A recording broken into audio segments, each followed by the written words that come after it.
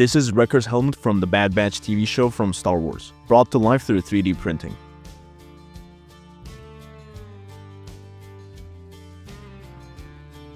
So make sure to hit that subscribe button and let's roll the intro.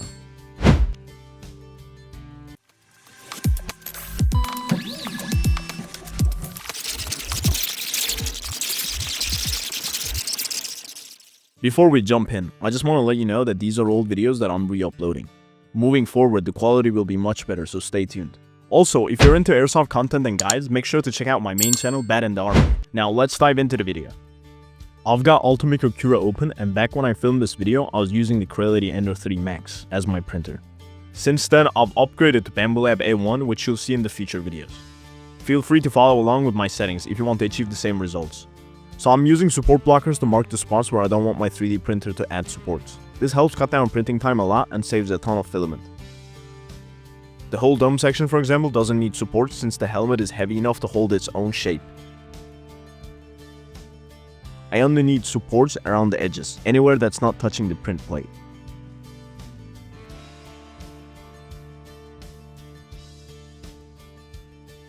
Here's a preview of how it's gonna look. Now, I'll send this to my printer and come back in about 40 hours.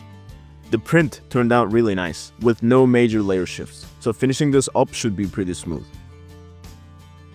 I start with an 80 grit sandpaper, which is pretty rough. And remember, always wear a mask with filters to protect your lungs.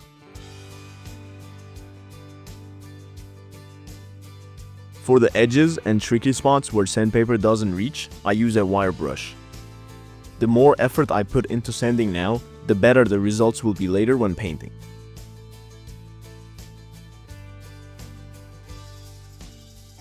Here's how it looks after sanding with 80, 120 and 220 grit sandpaper.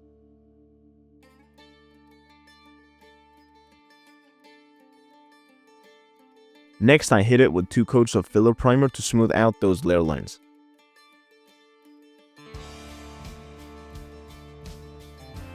Then sand again with 320 grit to refine the surface.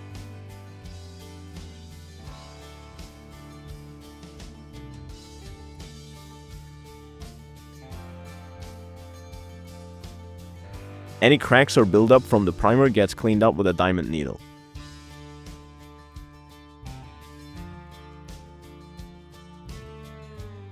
And I use glazing and spot putty or wood filler to fix the layer shift at the top of the dome. I also throw in some fiberglass putty for extra strength.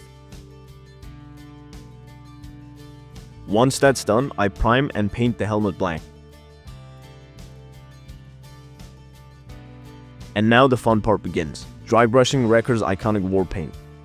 I use matte white acrylic paint with a dry brush and check reference pictures to get the look just right. But honestly, it doesn't need to be perfect. It's supposed to look hand-painted by Wrecker himself, who isn't exactly known for precision.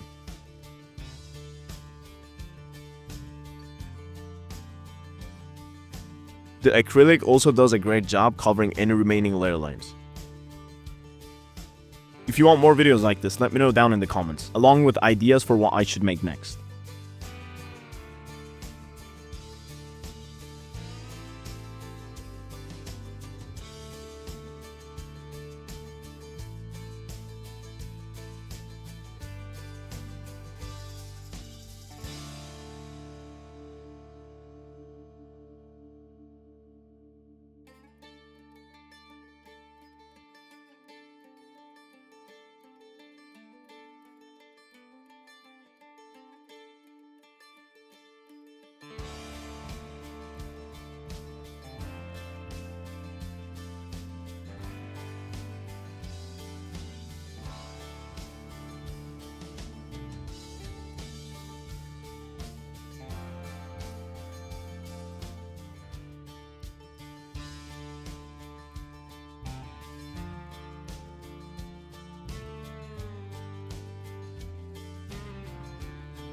To finish it off, I add some EVA foam on the inside of the helmet to make it more comfortable and hide the rough interior.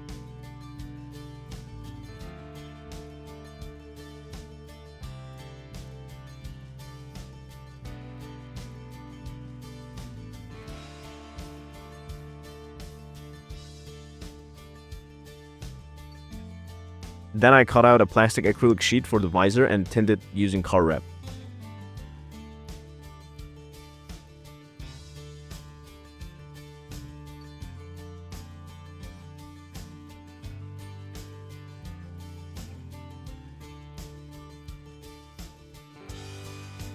And with that, we were done and can move over to the Glamour shots.